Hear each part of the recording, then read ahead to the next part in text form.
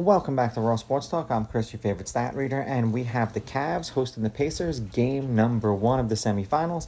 And the Cavs are 8 or 8.5 point home favorites. The over-under is at 229.5. The Cavs are minus 325 on the money line, and the Pacers are plus 260. Now, these are the overnight odds. They're going to change the closer we get to tip-off tomorrow. Head-to-head, these teams are 5-5 against each other. The Pacers have beaten the Cavs the last 2 times they played them. The road team is 6-4. The favorite is 5-5 against the spread. The favorite is 7-3 on the money line. The over-under is 5-5, and the over-under at 229.5 is also 5-5. Now, they have played each other 4 times this season, and the Pacers beat the Cavs 3 out of 4. 108-93 in Cleveland, 127. The Cavs won 127-117 in Indiana, and then the Pacers won the next 2, 114-112 in Indiana, and then 126-118 in overtime in Cleveland. Now, I believe the last two games that they got were at the ass end of the season, and I'm not necessarily going to say that the Cavs phoned it in that, but I don't know if they necessarily got a conscious effort in that game. And I swear that the first game that they played against each other, the Pacers got the Cavs after they played like the Thunder or someone else the night before on a back-to-back, and that's why they lost. Now, I could be entirely wrong, and I'm like misremembering it, but I know that the Cavs and the Thunder didn't have a lot of losses on the season, and the ones that they did, a lot of them came when they played back-to-backs. Now, the lineups for tomorrow's game, and please be mindful that these NBA teams have 30 minutes before the game to tell you who will and who won't play.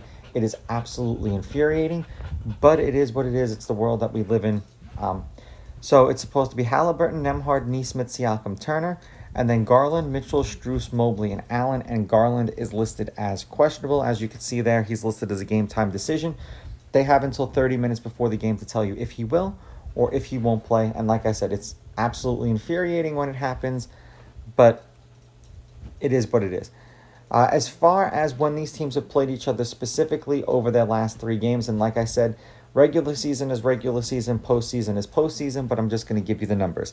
The Pacers are 2-1. The Cavs are 2-1 against the spread. The over is 2-1. Both of the teams averaged 119 points per game. This is just strictly against each other in their last 3 games. The Cavs had a 60-52 lead at the half. The Pacers shot a little bit better from the field at 45% to the Cavs' 43%. The Cavs out-rebound the Pacers 55-48. The Pacers shot 36 of 111 from 3. The Cavs 50 of 141. And the Pacers had 9 steals per game to the Cavs 7 steals per game. Yet again, like I said, this is regular season.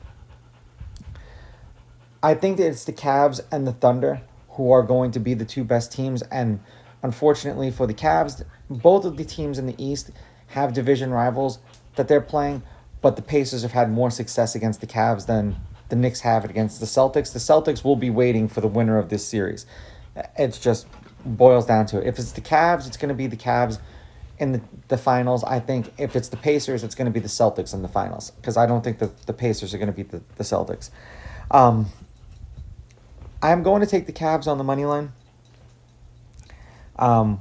They played the Heat, and comparing the Heat to the Pacers is not something that we really can do. I will take the Pacers getting the points because they played the Bucks, although the Bucks were depleted and hurt. I'm just curious to see. I think that they'll keep this an 8-point game, and I'm going to go over. When the Pacers beat the Cavs, they beat them by 8. There was a 2-point game, a 10-point game, and a 15-point game. So we'll see if the Cavs come out firing out on all cylinders and kind of just say the regular season was the regular season. Now this matters, and we're going to crush you. These are just my picks. If you disagree, please go with your gut, and please bet responsibly.